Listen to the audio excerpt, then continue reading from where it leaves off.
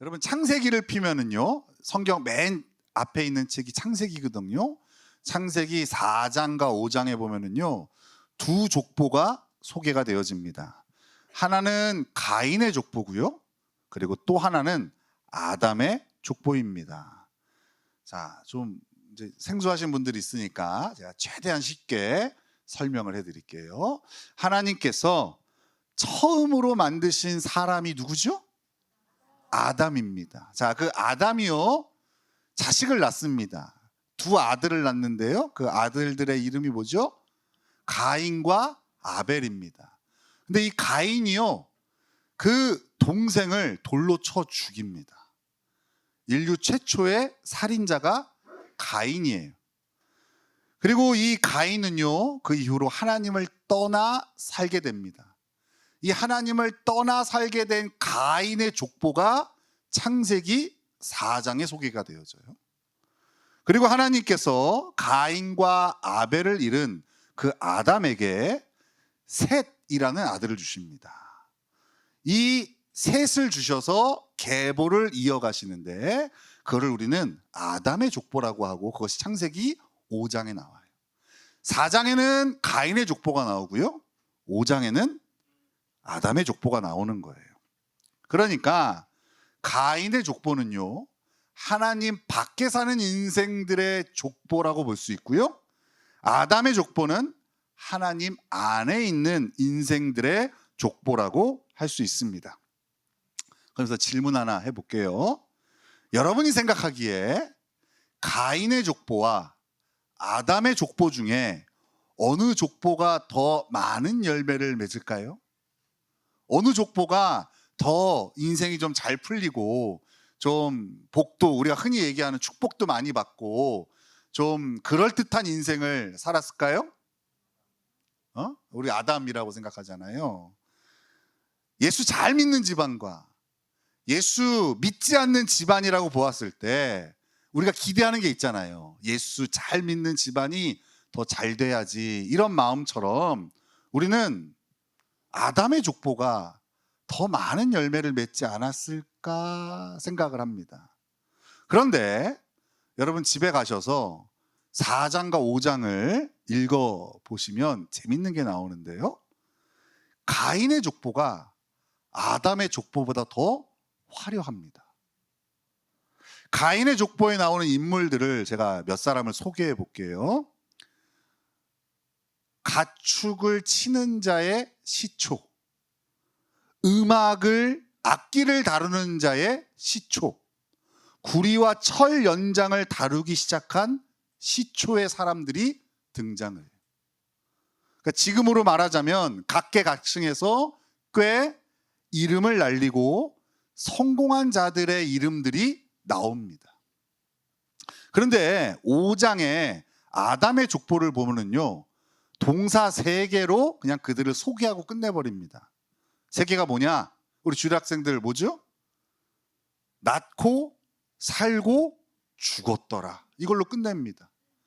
누구는 몇 살까지 살고 자식을 낳고 죽었더라, 누구는 몇 살까지 살고 자식을 낳고 죽었더라, 이 얘기로 계속 반복이 되어져요. 가인의 족보처럼 화려한 이력의 인물들이 하나도 없어요. 그저 자식을 낳고 살다가 죽은 것만 소개합니다. 이런 거 보면 좀 뭔가 싶습니다. 우리가 생각하는 상식을 좀 배반하는 것 같아요. 아담의 족보가요, 너무 무기력해 보이는 거예요.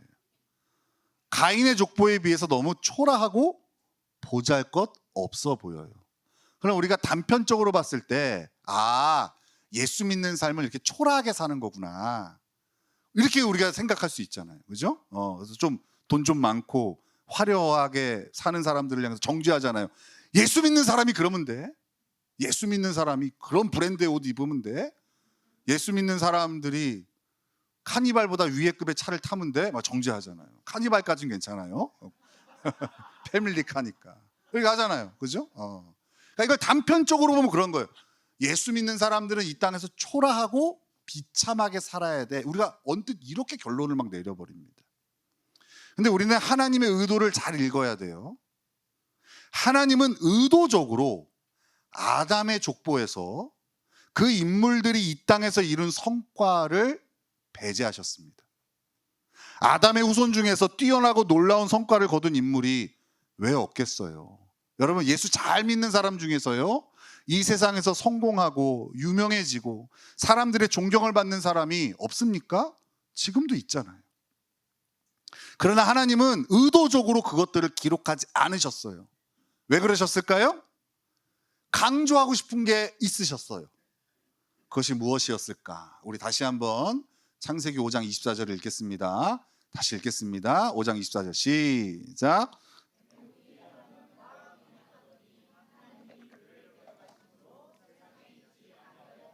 아담의 족보를 보면 누가 누구를 낳고 몇 살까지 살다가 죽었더라. 누가 누구를 낳고 몇 살까지 살다가 죽었더라. 계속 반복되다가 갑자기 24절에 에녹이라는 인물이 등장하는데요.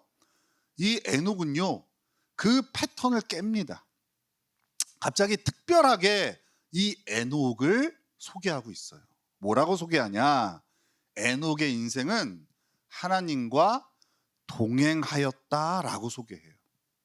이 땅에서 하나님과 동행하다가 죽음을 보지 않고 하나님 나라에서 하나님과 동행하는 인물이에요. 이 땅에서도 하나님과 동행하고 지금도 영원한 하나님 나라에서 하나님과 동행하는 인물로 죽음을 맛보지 않고 하나님께서 들어 올리신 인물, 그 인물이 바로 에녹입니다. 하나님은 세상과 구별되는 그리스도인의 삶이 여기에 있다는 것을 우리에게 알려주고 싶으신 거예요. 우리는 자꾸 세상보다 더 뛰어나고 높은 것으로 세상과 구별되는 그리스도인의 삶을 살아내려고 합니다. 우리가 예수 안 믿는 사람보다는 더 똑똑해야지, 더 좋은 대학 가야지, 더 연봉도 많아야지, 더 잘 돼야지, 이런 걸로 하나님의 영광을 드러내고 싶어 한다고요.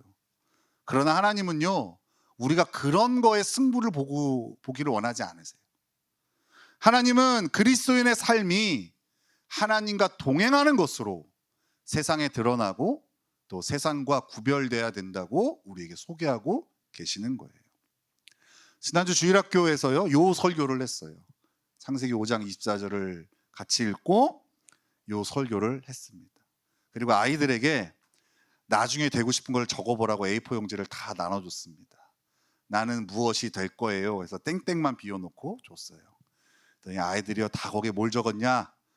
가인의 족보를 적더라고요. 돈 많은 사람, 가장 많은 게 돈 많은 사람이 되고 싶대요. 또 어떤 친구는 돈 많은 백수가 되고 싶대요. 다 돈 많고 다 화려하고 다 높아지는 꿈을 거기다가 적더라고요. 물론 이게 잘못되었다는 것은 아닙니다. 여기 우리 솔직해져. 돈을 사랑하지 않는 사람이 어디 있겠어요? 그죠? 돈을 많이 벌고 높은 자리를 차지하는 것은 그리스도인도 해야 되는 거예요. 그죠?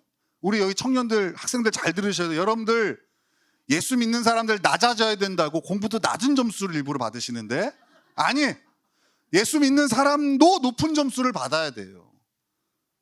여기 이게 장사하시고 사업하시는 분들, 예수 믿는 사람들은 너무 많은 이득을 얻으면 안 돼. 그래서 일부러 돈을 못 버시는데요. 그러면 안 돼요. 열심히 돈도 버셔야 돼요.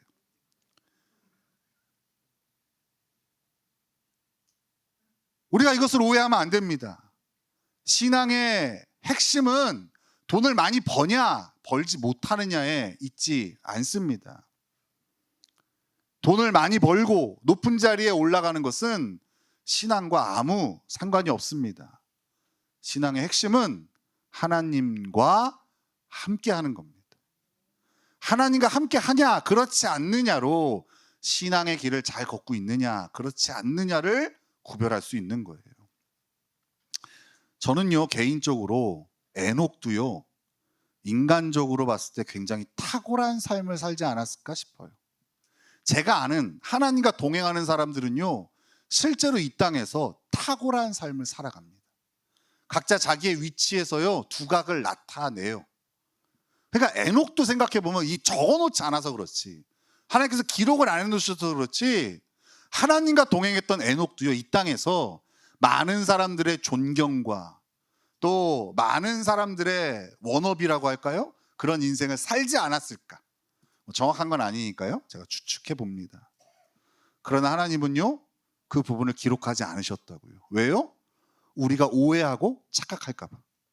세상보다 더 많이 소유하고 그리고 더 높이 올라가야 되는 것이 그리스도인의 삶이라고 착각할까 봐 하나님 그것을 적어놓지 않으신 거예요.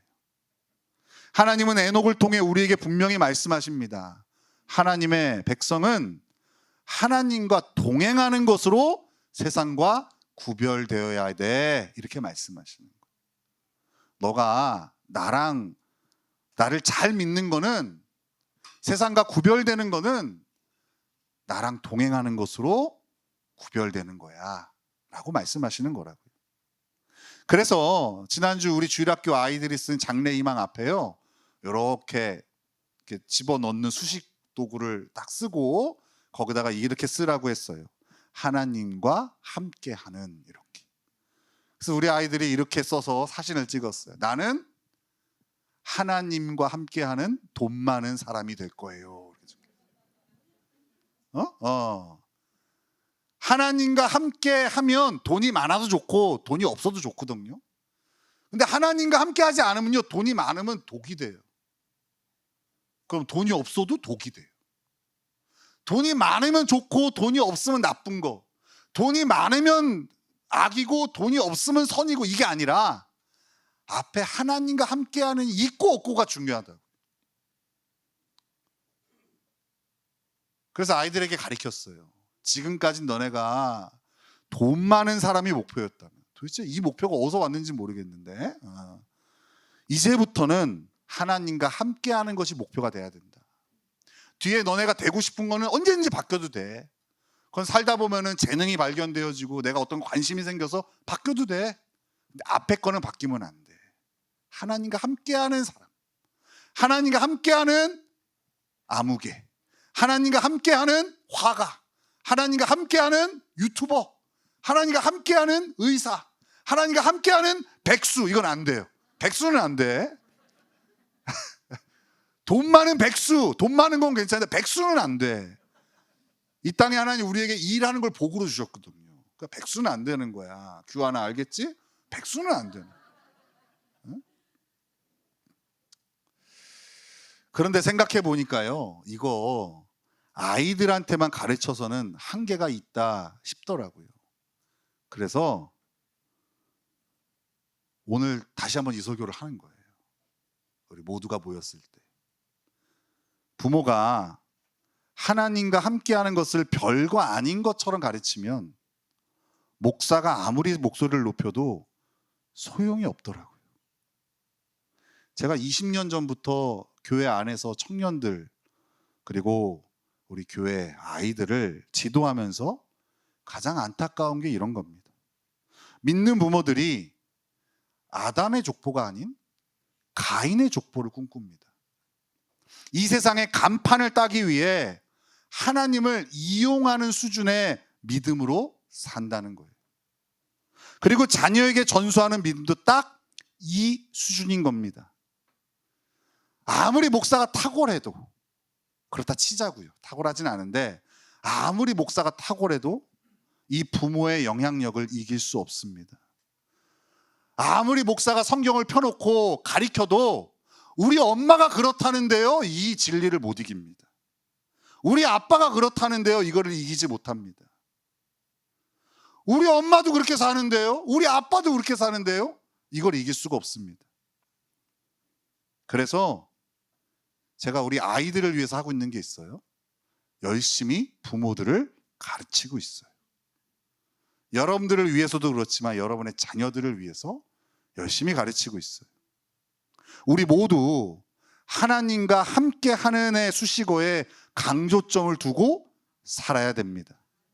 무엇을 하든지 어디에 있든지 하나님과 동행하는 삶을 살 수 있어야 되는 거라고요.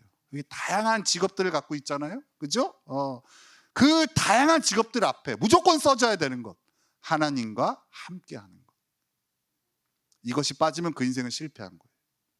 하지만 뒤에가 좀 별 볼 일 없어도요, 사람들이 알아주지 않는 자리라 할지라도요, 하나님과 함께하는 이 써져 있으면 그 인생은 하나님이 가장 칭찬하시고 가장 빛나는 인생이라고 인정하시는 인생인 겁니다. 열왕기하 5장에 보면 나아만 장군 이야기가 나옵니다. 여러분, 나아만 장군 아십니까?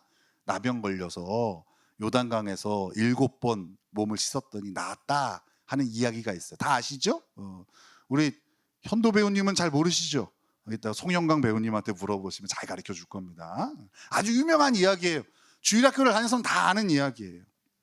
이 나아만 장군은요, 아람이라는 나라의 군대 장관이에요. 이스라엘을 힘으로 짓누른 이 아람 나라의 실세 중에 실세예요. 그런데 그가 나병에 걸려요. 문둥병에, 지금으로 말하자면 한센시병에 걸려요. 지금은 그게 아무 병도 아니에요. 항생제로 나아요. 피부가 썩어가요. 그래서 나중에는 뼈도 뒤틀려요. 얼굴 형태가 바뀌어요. 몸에 있는 구조가 바뀌는 무서운 병이 나병이었어요. 당시에는 이 나병이 저주의 상징과 같은 거였어요. 모든 것을 가진 사람이었지만 그는 나병이 있어요. 성경이 그렇게 소개해요. 그는 모든 것을 가진 사람이었지만 나병에 걸렸더라.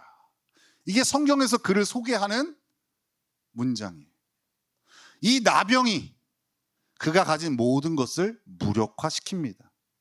그런데 동시에 그 본문에는요, 이름도 나오지 않는 한 어린 소녀가 등장합니다. 그녀는 이 나아만에 의해서 나라가 망하고 부모도 잃은 포로로 끌려온 이스라엘의 소녀예요. 원수 나아만의 집에서 수종들며 사는 보잘것없는 인생입니다. 그러나 이 소녀는 아무것도 없는 인생이지만, 모든 것을 잃어버린 인생이지만 나아만에게 없는 한 가지가 있었어요. 그게 바로 하나님이셨어요. 이 소녀는요, 그 나병 때문에 어려움을 겪고 있는, 가진 모든 것이 무력화된 그 나아만에게 하나님의 선지자 엘리사를 소개합니다. 나아만은 자신이 가진 모든 것으로도 해결할 수 없었던 그 나병을 이름도 소개되지 않는 가장 보잘것없는 소녀로 인해서 결국 해결하게 됩니다. 이 이야기는 이 땅의 그리스도인들이 어떤 모습으로 우리에게 소개되어지고 있는지, 하나님께서 어떻게 이 땅의 그리스도인들이 살아야 되는지를 소개하는 아주 중요한 이야기입니다. 아주 보잘것없는 무명의 소녀이지만 하나님과 함께하는 사람이 어떤 위력의 삶을 사는지를 보여주시는 장면이에요. 세상을 호령하는 나아만도 이 보잘것없는 소녀로 인해 생명을 얻은 겁니다. 정확히 말하자면 하나님과 함께하는 소녀가 세상을 호령하던 영웅 나아만을 고친 겁니다. 이 땅의 그리스도인이 세상과 구별되는 점이 바로 이것인 겁니다. 높아지고 성공하고 이 모든 것이 하나님과 동행하지 않을 때는 아무 의미가 없는 겁니다. 높아질 수도 있고 성공할 수도 있습니다. 또 반대가 되어질 수도 있습니다. 그것은 우리 인생의 성패가 아닙니다. 하나님과 함께하는 삶을 살고 있는가? 이것이 실력이고 이것이 인생의 성패가 달려있는 것입니다. 지난 몇 주 동안 우리 현직으로 연극 배우를 하고 계시는 우리 배우님들이 우리와 함께 했습니다. 맨 처음 우리 송영광 배우님, 그리고 김정원 배우님, 안현도 배우님이 우리 교회 왔던 날을 기억합니다. 그날 저와 우리 성도들은요, 어린아이처럼 즐거워했어요. 그 로고스 플레이반 하는요, 우리 교회의 특징이 있잖아요. 표정들이 다 우울하잖아요. 그죠? 좀 침통하고 세상에 무거운 짐을 홀로 지고 걸어가는 인생들을 모았는데 그 중에서도 가장 우울하고 가장 자기 비하가 심한 사람들이 모였어요. 뽑은 건 아닌데 그런 사람들이 이상하게 모여서 로고스를 프레이를 하겠다고 모였어요. 근데 그 사람들이요, 그날 얼마나 신나하고 즐거워하고 마치 초등학생들이 막 노는 것처럼 막 소리 지르고 막 깔깔대고, 저도 제 인생에서 그날이 가장 즐거웠던 기억이에요. 너무 신나고 재밌었어요. 그렇게 몇 달 동안 우리 배우님들은요, 연기의 연자도 모르는 우리 성도들을 데리고 공연을 준비해 왔습니다. 이따 보시면 알겠지만 꽤 그럴듯한 공연이 준비가 되었어요. 저는 이 과정 가운데 확신했어요. 우리 송영광 배우님, 그리고 김정원 배우님, 안현도 배우님, 그리고 민라헬 배우님이 얼마나 뛰어난 연출가이고 배우인지 확신했어요. 이 인물들을 데리고 이 공연을 해내는 걸 보면서 야, 진짜 대단한 실력자구나라는 거를 깨닫게 됐어요. 자신들의 연기뿐 아니라 형편없는 연기자의 연기도 끌어올려주는 탁월한 배우들인 겁니다. 저는 이들이 더 많이 세상에 알려졌으면 좋겠어요. 그리고 세상의 인정을 지금보다 더 많이 받았으면 좋겠어요. 그러나 이거보다 더 바라는 것이 있어요. 이들이 하나님과 함께하는 배우가 되었으면 좋겠어요. 이들이 연기를 하는 곳마다 이들과 함께하는 하나님이 드러나는 놀라운 그리스도인이 되었으면 좋겠어요. 이들의 연기를 보면서 죽어야겠다고 생각한 사람이 살 소망을 가지게 되고, 삶의 의미를 잃어버린 이들이 삶의 소망을 발견하고 더 나은 본향을 향한 기대를 가지게 하는 그런 하나님과 동행하는 배우가 되기를 소망합니다. 웃음과 위로뿐 아니라 하나님의 생명을 전달하는 배우. 저와 우리 교회 성도들은 우리 교회를 위해서 힘쓰고 애쓴 우리 배우들을 위해서 이렇게 기도할 겁니다. 그리스도인은 세상의 화려함과 높아짐으로 승부를 거는 사람들이 아닙니다. 하나님과 동행함으로 세상의 빛과 소금으로 구별된 삶을 사는 이들인 거예요. 하나님과 함께하는 것으로 구별돼야 된다고요. 다른 것으로 세상과 구별될 수가 없어요. 세상보다 더 낮고 더 높고 이런 걸로는 구별을 될 수가 없다고요. 하나님과 함께하는 것으로 세상과 구별되는 거예요. 이 목표가 변하지 않기를 소망합니다. 여러 삶의 목표가 있겠죠. 어떤 것이든 좋아요. 어떤 분이 지난주에 이렇게 얘기하더라고요. 자기 자녀를 위해서 기도하는 게 있대요. 키가 175가 되었으면 좋겠고 서울에 있는 대학을 갔으면 좋겠다. 너무 간절히 바라시더라고요.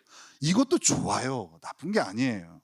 그런데요, 175가 안 돼도 되고요. 서울에 있는 대학을 못 갈 수도 있어요. 근데 변하지 않아야 될 건 딱 하나죠. 하나님과 함께하는 인생. 부모가 자녀에게 그것을 믿음의 유산으로 물려준다면 그 부모는 세상의 최고의 인생인 겁니다. 하나님께 잘 키웠다. 야, 내가 맡긴 자녀 정말 잘 키웠다. 칭찬받게 될 줄로 믿습니다. 그 뒤에 있는 그 목표가 변하더라도 실망하지 않았으면 좋겠어요. 내가 오래 꿈꾸던 일들이 꺾이고 또 잘 되지 않아도 실망하지 않았으면 좋겠어요. 하나님과 함께하는 것이 변하지 않는 목표로 여전히 서 있다면 그 인생은 잘 가고 있는 겁니다.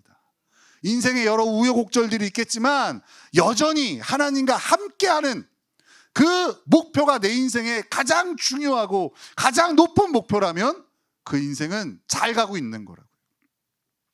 우리 모두 하나님과 함께하는 이 가장 복된 삶을 살아갔으면 좋겠습니다. 우리 모두가 하나님께서 이 교회에 함께 신앙생활하라고 불러주신 우리 모두가 하나님과 함께하는 그 하나님이 가장 복되고 가장 위대하다고 말씀하신 그 에녹을 통하여 보여주신 그 삶을 살아가는 저와 여러분이 그리고 우리 배우님들 되시기를 예수님의 이름으로 축원합니다.